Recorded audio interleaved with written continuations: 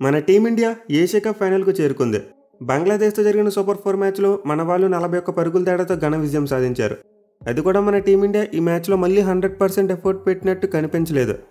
మన వాళ్ళు బ్యాటింగ్ ఆర్డర్లో ఎక్స్పెరిమెంట్స్ చేశారు అండ్ క్యాచ్లు కూడా డ్రాప్ చేశారు. బట్ స్టిల్ బంగ్లాదేశ్ టీంని చాలా సునాయాసంగా ఓడించేశారు. విచ్ మీన్స్ ఏషియా కప్లో మన టీమిండియా ఇంపెర్ఫెక్ట్గా అయినా సరే అపోనెంట్ టీమ్స్ని డామినేట్ చేసి ఓడించేస్తున్నారు. అదే జస్ట్ ఇమాజిన్ మన వాళ్ళు 100% బెస్ట్ ఇచ్చి ఆడితే ఇంకేముంది, అసలు ఎవరూ నిలబడలేరు. సో నిజంగా ఏషియా కప్లో మన టీమిండియాకి వర్త్ ఆపోనెంట్స్ ఎవరు కనిపించట్లేదు భయ్య.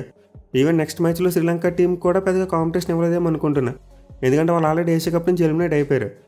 సో డెఫినెట్లీ టోర్నమెంట్లో మన టీమిండియా చాలా అంటే చాలా బలంగా కనిపిస్తుంది. బట్ ఎనివే మన టీమిండియాలో లోపాలు లేవంటే ఖచ్చితంగా ఉన్నాయని చెప్తా. ఎస్పెషల్లీ మన టీమిండియా బ్యాటింగ్ విషయంలో ఎందుకు అభిషేక్ శర్మ మీద హెవీగా డిపెండ్ అవుతున్నారేమో అనిపిస్తుంది. ఒకవేళ పొరపాటున అభిషేక్ శర్మ తొందరగా అవుట్ అయితే మిగతా వాళ్ళ పరిస్థితి ఏంటో చెప్పడం చాలా కష్టం, ఎందుకంటే మన ఓపెనర్స్ తప్పితే డౌన్ ది ఆర్డర్ వచ్చే బ్యాట్స్మెన్ ఎక్కువగా రన్స్ కొట్టలేకపోతున్నారు. సో మ్యాచ్లో అయితే బంగ్లాదేశ్ టీం టాస్ గెలిచారు, ముందుగా ఫీల్డింగ్ తీసుకున్నారు. అండ్ వాళ్ళ టీంలో చూసుకుంటే చాలా మార్పులు జరిగాయి. మెయిన్లీ వాళ్ళ కెప్టెన్ ప్రాక్టీస్ చేస్తున్నప్పుడు ఇంజరీ అయ్యాడంట, దీంతో జాకర్ అలీని కెప్టెన్గా పెట్టారు అండ్ ఆల్సో మిగతా చేంజెస్ కూడా చేశారు. వెరాజ్ మన టీంని అన్చేంజ్డ్ ప్లేయింగ్ లెవెన్తో వచ్చింది.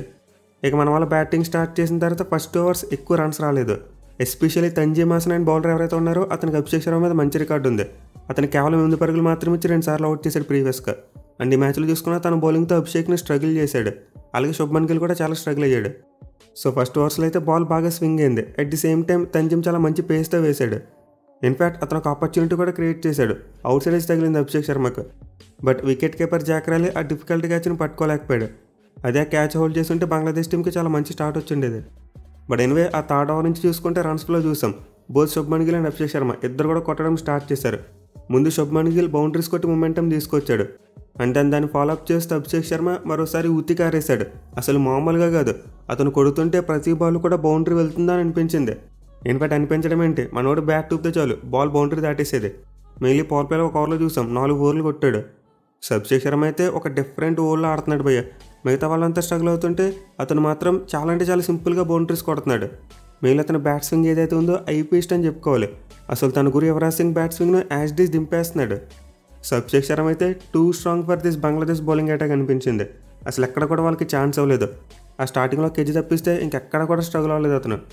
మెయిన్లీ మరోసారి పవర్ ప్లే కింగ్గా నిరూపించుకున్నాడు. మన టీమిండియా ఫస్ట్ ఓవర్స్లో ఎక్కువ కొట్టలేకపోయినప్పటికీ నెక్స్ట్ 4 ఓవర్స్లో విధ్వంసమే, ఏకంగా 72 రన్స్ వచ్చాయి పవర్ ప్లేలో. సో అభిషేక్ శర్మ అయితే నిజంగా వేరే లెవెల్ బ్యాటింగ్ చేస్తున్నాడు. ఏషియా కప్లో చూసుకుంటే అతని స్ట్రైక్ రేట్ 250 కంటే ఎక్కువ ఉంది అండ్ యావరేజ్ ఆల్మోస్ట్ 50 ఉంది. సో ఒక opening batsmen 50 average and 250+ strike రేట్తో ఆడుతున్నాడంటే అర్థం చేసుకోవచ్చు ఏ రేంజ్లో విధ్వంసం చేస్తున్నాడు. అసలు ఇలాంటి కన్సిస్టెంట్ విధ్వంసం ప్రీవియస్గా మనం ఎప్పుడూ చూడలేదు. మెయిల్ ఎంత పెద్ద స్ట్రైక్ రేట్ తాగినప్పుడు ఆ సక్సెస్ రేట్ అనేది 50-50 ఉంటుంది, అంటే సగం మ్యాచ్లో కొడతారు, సగం మ్యాచ్లో కొట్టలేరు. కానీ అభిషేక్ అలా కాదు, ప్రతి మ్యాచ్లో కొట్టేస్తున్నాడు. సో నిజంగా అభిషేక్ శర్మ బ్యాటింగ్ గురించి ఎంత చెప్పుకున్నా తక్కువే. మరోసారి బౌలర్స్ను ఉతికారేసి 37 బంతుల్లోనే 75 పరుగులు చేశాడు. వేరాస్ గిల్ చూసుకుంటే ప్లేడ్ ఈస్ పార్ట్ అనిపించింది. ఈవెన్ 29 రన్స్ కొట్టినప్పటికీ పర్వాలేదు. మెయిల్ మనం ప్రీవ్యూ వీడియోలో చెప్పుకున్నాం పిచ్ యొక్క బిహేవియర్ బాల్ హోల్డ్ అయ్యే కొద్దీ మారిపోద్దని చెప్పి, అంటే ఫస్ట్ 10 ఓవర్స్ ఒకలా ఉంటే నెక్స్ట్ 10 ఓవర్స్ వేరేలా ఉంటుంది పిచ్ బిహేవియర్. సో అనుకున్నట్టే పవర్ ప్లే తర్వాత మెల్లగా బౌలర్స్ గేమ్లోకి వచ్చారు. మెయిన్లీ బంగ్లాదేశ్ స్పిన్నర్స్ చాలా డీసెంట్ బౌలింగ్ చేశారు. ఎస్పెషల్లీ ఇర్షాద్ హుసేన్ తనైతే ఆపర్చునిటీస్ క్రియేట్ చేశాడు. ఇన్ఫాక్ట్ బ్యాక్ టు బ్యాక్ ఓవర్స్లో వికెట్స్ తీశాడు. సో పవర్ ప్లే అవగానే తను వేసిన సెకండ్ బాల్కి శుభ్మన్ గిల్ వికెట్ తీశాడు. అండ్ దెన్ ఆ తర్వాత చూసుకుంటే మన వాళ్ళు 1 డౌన్లో శివం దూబేని బ్యాటింగ్ పంపారు. అండ్ ఇదైతే ప్యూర్ ఎక్స్పెరిమెంట్ అని చెప్పుకోవచ్చు, ఎందుకంటే దూబేని మరీ అంత తెలియక ఎప్పుడు బ్యాటింగ్ పంపరు, అది కూడా ఒక లెఫ్ట్ హ్యాండర్ని క్రీజులు పెట్టుకుని వారు లెఫ్ట్ హ్యాండర్ని పంపారు. సో మేబీ స్పిన్నర్స్ని కౌంటర్ చేయడం కోసం అతను బ్యాటింగ్ పంపించుంటారు. బట్ శివం దూబే చూసుకుంటే ఏషియా కప్లో స్పిన్నర్స్కి అగెనిస్ట్గా స్ట్రగుల్ అవుతున్నాడు. అతను అగైన్ మరో స్పిన్నర్కి అవుట్ అయిపోయాడు. అండ్ ఈ మధ్యలో చూసుకుంటే బంగ్లాదేశ్ టీం ఒక తెలివైన టాక్టిక్ వాడారు. ఇద్దరు లెఫ్ట్ హ్యాండ్ బ్యాట్స్మెన్ బ్యాటింగ్ చేస్తున్నారని చెప్పి వాళ్ళ part time right arm off spinner Saif హసన్ని తీసుకొచ్చారు. అండ్ అతను బ్రిలియంట్ ఓవర్ వేశాడు, 2 పరుగులు మాత్రమే ఇచ్చాడు. దీంతో ఆటోమేటిక్గా ప్రెజర్ పెరిగిపోయింది. నెక్స్ట్ ఓవర్లో దూబే పెద్ద షాట్ ట్రై చేశాడు, తను వికెట్ పడిపోయింది. సో దూబేని మనకు ప్లస్ అవుతుందని చెప్పి 1 డౌన్లో బ్యాటింగ్ పంపారు, కానీ అది బంగ్లాదేశ్ టీంకి ప్లస్ అయింది. వాళ్ళు మన మూమెంటంని బ్రేక్ చేసి 2 బ్యాక్-టు-బ్యాక్ వికెట్స్ తీయగలిగారు. బట్ ఎనివే 11 ఓవర్స్ అయ్యేసరికి చూసుకున్న మన టీమిండియా స్కోర్ చాలా హెల్తీగా కనిపించింది. ఓవర్కి 10 కంటే ఎక్కువ రన్స్ కొడుతున్నారు. ఇన్ఫ్యాక్ట్ 11th ఓవర్ అయ్యేసరికి మన టీమిండియా స్కోర్ 112 పరుగులు. దీంతో ఈజీగా 200 కొడతారేమో అనుకున్నాం. బట్ ఆ తర్వాత ఒక డిజాస్ట్రస్ రన్అట్ చూసాం. అభిషేక్ శర్మ లేని పరుగు కోసం ప్రయత్నించి తన వికెట్ని కోల్పోయాడు. సో ఈ మ్యాచ్లో అభిషేక్ శర్మ బ్యాటింగ్ ఆపాలంటే ఇది ఒక్కటే ఆప్షన్లా కనిపించింది, అంటే రన్అట్ తప్పితే ఇంకే విధంగా కూడా నేను అవుట్ అవును అన్నట్టు బ్యాటింగ్ చేశాడు. కానీ ఈ రన్అట్ విషయంలో రిషాద్ కూడా చాలా క్రెడిట్ ఇవ్వాలి, ఎందుకంటే చాలా మంచిగా బాల్ని స్టాప్ చేశాడు and also throw spot on వేశాడు. దీనివల్ల అక్కడ అసలు సింగిల్ తీయడానికి కూడా స్కోప్ లేకుండా పోయింది. అభిషేక్ శర్మ అయితే కాస్త సూర్యకుమార్ యాదవ్ కాల్ కోసం వెయిట్ చేసి ఉండాల్సిందే. ఎందుకంటే ఆ బాల్ సూర్యకి దగ్గరగా ఉంది అండ్ అతనికి బెటర్ సైట్ ఉంటుంది. దీంతో అతను బాల్ని చూస్తూ సింగిల్కి కాల్ చేస్తాడు.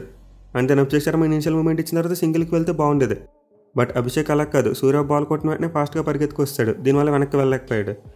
సో ఈ రన్అట్ అయితే మన టీమిండియా మొమెంటంని కంప్లీట్లీ బ్రేక్ చేసింది. మోస్ట్ ఇంపార్టెంట్లీ మరోసారి అభిషేక్ సెంచరీ చేసే అవకాశాన్ని కోల్పోయాడు. అట్ ది సేమ్ టైం మన టీమిండియా 200 కొట్టే ఛాన్స్ని కూడా కోల్పోయింది. ఎందుకంటే తర్వాత వచ్చిన బ్యాట్స్మెన్ చాలా స్ట్రగుల్ అయ్యారు. ఎస్పెషల్లీ సూర్యకుమార్ యాదవ్ మరోసారి ఫెయిల్యూర్. సో సూర్య అయితే ఐపీఎల్ ముందు ఎలానే ఫెయిల్ అయ్యాడు అండ్ ఐపీఎల్ తర్వాత కూడా అదే కంటిన్యూ చేస్తున్నాడు. వేరేజ్ ఐపీఎల్ యాజ్ ఏ ప్లేయర్గా చూసుకుంటే మాత్రం అద్భుతంగా పెర్ఫామ్ చేశాడు.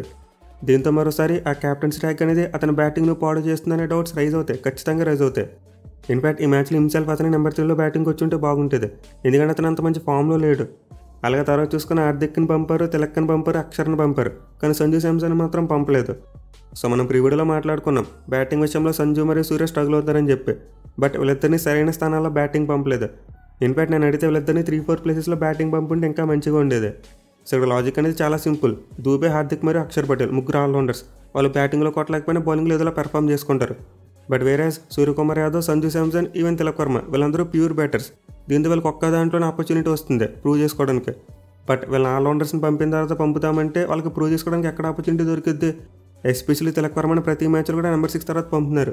అట్లీస్ట్ సంజుకి ఒక్క మ్యాచ్లో అయినా సరే 1 డౌన్లో బ్యాటింగ్ చేసే అవకాశం ఇచ్చారు, కానీ తిలక్ ఆ ఛాన్స్ కూడా ఇవ్వలేదు. సో బ్యాటింగ్ ఆర్డర్లో మార్పులు చేయొచ్చు, అందులో తప్పలేదు. బట్ అది సిచ్యువేషన్ తగ్గట్టు చేయాలి. బట్ ప్రతి మ్యాచ్లో ఇష్టం వచ్చినట్టు మార్చేస్తే అది కన్ఫ్యూజన్ క్రియేట్ చేస్తుంది. పైగా మన టీమిండియా చూసుకుంటే ఆల్రెడీ ఫైనల్కి ఏమీ క్వాలిఫై కాలేదు. ఈ మ్యాచ్కి వెళ్ళిన తర్వాత మనకి కావాలంటే ప్రయోగాలు చేసుకోవడానికి ఇంకో మ్యాచ్ ఉంది. దీంతో వల్ల ఇలాంటి ఎక్స్పెరిమెంట్స్ అన్ని ఆ మ్యాచ్లో చేసుకోవచ్చు. సో నాకైతే ఈ మ్యాచ్లో బ్యాటింగ్ ఆర్డర్ మార్చడం అంతలా నచ్చలేదు. మెయిన్ ముందు చెప్పినట్టు ప్యూర్ బ్యాట్స్మెన్కి ఎక్కువగా బ్యాటింగ్ చేసే అవకాశం ఇవ్వాలి. లైక్ సూర్యకుమార్ యాదవ్, సంజు శాంసన్ మరియు తిలక్ వర్మ వీళ్ళ ముగ్గురికి ఎక్కువ ప్రిఫరెన్స్ ఇవ్వాలి. ఎనీహౌ హార్దిక్ పాండ్యా కొట్టాడు కాబట్టి సరిపోయింది, లేకపోతే మన టీమిండియా స్కోర్ ఆ 150 కూడా దాటేది కాదు.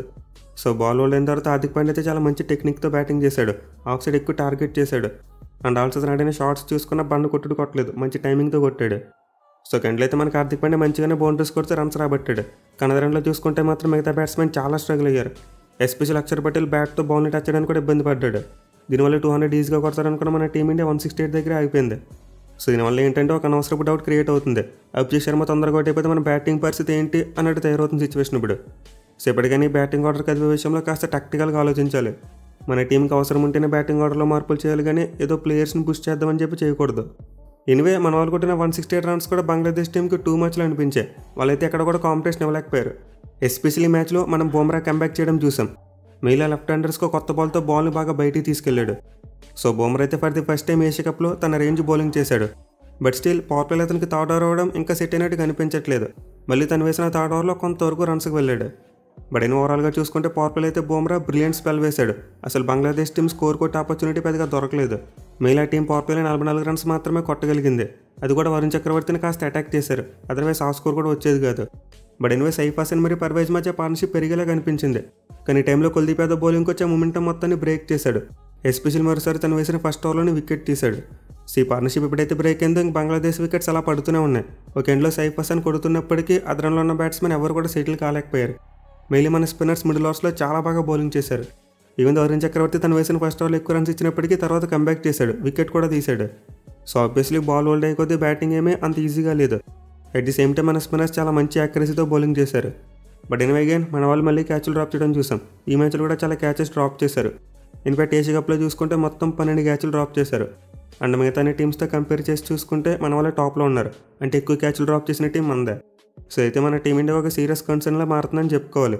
మన వాళ్ళు ఈ మ్యాచ్లో సైఫ్ హసన్కి 1 కాదు 2 కాదు 3 సార్లు ఆపర్చునిటీ ఇచ్చారు. దీనివల్ల తను 69 రన్స్ కొట్టాడు. అదర్వైజ్ బంగ్లాదేశ్ టీం 100 కూడా కొట్టుండేది కాదు. సో మన వాళ్ళైతే ఈ క్యాచింగ్ మీద ఇంకా ఎక్కువ కాన్సన్ట్రేట్ చేయాలి. అలాగే ముందు చెప్పినట్టు బ్యాటింగ్ ఆర్డర్ విషయంలో కూడా మరి ఎక్కువ ఎక్స్పెరిమెంట్స్ చేయకూడదు. సో 2 నుంచి బయటపడగలిగితే మన టీమిండియా ఒక పర్ఫెక్ట్ టీంలా మారుతుంది. అంటే లూప్ హోల్స్ లేని టీంలా తయారవుతుంది. మెయిన్లీ మన బౌలింగ్ చాలా అంటే చాలా స్ట్రాంగ్ ఉంది. ఎస్పెషల్లీ మ్యాచ్లో మెయిన్ బౌలర్స్ బుమ్రా, చక్రవర్తి మరియు కుల్దీప్ యాదవ్ ముగ్గురు కూడా అదిరిపోయి బౌలింగ్ చేశారు. కుల్దీప్ అయితే 18 పరుగులు ఇచ్చి 3 వికెట్లు తీశాడు. అండ్ బుమ్రా చూసుకుంటే 18 పరుగులు ఇచ్చి 2 వికెట్లు తీశాడు. అలాగే వరుణ్ చక్రవర్తి కూడా 2 వికెట్లు తీసుకున్నాడు. సో మన ముగ్గురు మెయిన్ బౌలర్స్ ఇలా పెర్ఫామ్ చేస్తే ఏ టీం కూడా మన మీద గెలవలేదు. ఎందుకంటే ఇటు తిరిగి ఆల్రౌండర్స్ చాలా బాగా బౌలింగ్ చేస్తున్నారు. ఇన్ఫాక్ట్ వీళ్ళు ముగ్గురితో పాటు అక్షర్ పటేల్ కూడా మంచిగా బౌలింగ్ చేయడం వల్ల మన వాళ్ళ శివం దుబేకి ఎక్కువగా బౌలింగ్ ఇవ్వలేదు. సో ఇప్పటివరకు టోర్నమెంట్లో చూసుకుంటే మన ముగ్గురు మెయిన్ బౌలర్స్ కలిసికట్టుగా రాణించింది లేదు, ఎవరో ఒకరు ఫెయిల్ అవుతూ వచ్చారు. బట్ ఈ మ్యాచ్లో మాత్రం మన ముగ్గురు స్పెషలిస్ట్ బౌలర్స్ దగ్గర నుంచి ఒక పర్ఫెక్ట్ కాంబినేషన్ చూసాం. దీనివల్ల బంగ్లాదేశ్ టీం కేవలం 127 రన్స్కి అవుట్ అయిపోయింది. సో డెఫినెట్లీ బౌలింగ్ విషయంలో అయితే పెద్దగా ప్రాబ్లం ఏమీ లేదు. ఈవెన్ దో పాకిస్తాన్కి అగెనిస్ట్గా 171 రన్స్ ఇచ్చినా అక్కడ కూడా ఫీల్డింగ్ మిస్టేక్స్ ఉన్నాయి. లేకపోతే వాళ్ళ మ్యాచ్లో 130 లేదా 140 కొట్టడమే గగనంలో ఉండేది. వేరే ఫీల్డింగ్ చూసుకుంటే అంత గొప్పగా లేదు అండ్ బ్యాటింగ్లో ఎక్కువగా ఓపెనర్స్ మీద డిపెండ్ అవుతున్నారేమో అనిపిస్తుంది. ఎస్పెషల్ అభిషేక్ శర్మ ఇప్పటివరకు ఒకసారి కూడా ఫెయిల్ అవ్వలేదు. దీని తర్వాత ఏదైనా ఇంపార్టెంట్ మ్యాచ్లో ఫెయిల్ అయితే మన వాళ్ళ బ్యాటింగ్ ఏమైపోతుంది అని చెప్పి కొంతవరకు డౌట్స్ ఉన్నాయి. సో వీటన్నిటిని దృష్టిలో పెట్టుకుని శ్రీలంకతో జరిగే మ్యాచ్లో మన వాళ్ళు జాగ్రత్తగా ప్రయోగాలు చేయాలి. మన టీంకి ఫ్యూచర్ మ్యాచెస్కి దోహదపడేలా మార్పులు చేయాలి, కానీ ఏదో ర్యాండమ్గా చేశారని పేరుకి చేయకూడదు. పర్టికులర్గా ఇప్పుడు మ్యాచ్ రిజల్ట్ మీద ఎవరికి పెద్దగా ఆసక్తి ఉండట్లేదు. అంటే ఎలానో మన టీమిండియా గెలిచేస్తుందని చెప్పి అర్థమైపోతుంది. దీనివల్ల బ్యాటింగ్ ఆర్డర్లో ఏం మార్పులు చేశారు, క్యాచ్లు డ్రాప్ చేశారు లేదా ఇవి ఎక్కువగా చూస్తున్నారు. సో ఒకప్పుడు ఇండివిజువల్ ప్లేయర్స్ వార్షిప్ తక్కువగా ఉండేది కాబట్టి మ్యాచ్ గెలిస్తే చాలు అనుకున్నారు ఫ్యాన్స్ అందరూ. కానీ ఇప్పుడు ఇండివిజువల్ వార్షిప్ కాస్త పెరిగింది. దీంతో మన టీమిండియా మ్యాచ్లు గెలుస్తున్నప్పటికీ సాటిస్ఫాక్షన్ అంతలా ఉండట్లేదు. మన వాళ్ళు 99% మంచిగా మ్యాచ్ గెలిచినా సరే ఆ 99%ను ఎక్కువగా కేర్ చేయట్లేదు. ఆ మిగిలిన 1%ను వేలెత్తి చూపించి ట్రోల్ చేసే వాళ్ళు చాలామంది ఉన్నారు. బట్ ఈ మ్యాచ్లో మన వాళ్ళు ఎక్స్పెరిమెంట్స్ అవసరం లేకపోయినా చేశారు. దీనివల్ల కొంతవరకు చెప్పాల్సి వచ్చింది. అదర్వైజ్ మన వాళ్ళు క్యాచ్లు డ్రాప్ చేసిన ఏం చేసినా సరే చాలా డామినెంట్గా మ్యాచ్ గెలిచారు కాబట్టి పెద్దగా చెప్పుకోవాల్సిన అవసరం ఉండదు. చూడాలి మరి నెక్స్ట్ మ్యాచ్స్లో మన టీమిండియా మిస్టేక్స్ను ఎలా సరిదిద్దుకుంటుంది అనేది.